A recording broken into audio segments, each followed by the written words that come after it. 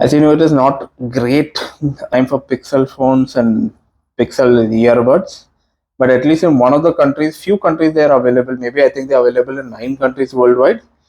In Japan, it seems they are now the second highest selling phone apart from the Samsung range, not in US, not in Europe, but in Japan. It sells more phones than even Sony over there. Maybe people like the smoothness of Android, the photos of Android, or maybe the faster updates of the Google.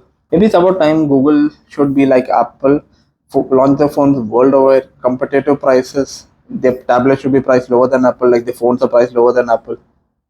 They should support their phones as much as Apple because you make the processor yourself, the software is from your side, everything is from your side. Then why the hell do you give lesser updates than even Samsung and OnePlus or BBK Group? It seems because you get 4 years of Android updates, Google give 3 years, and they should not wait for the Tensor G5. They should actually Tensor G3 should be their own processor, moving away from Exynos.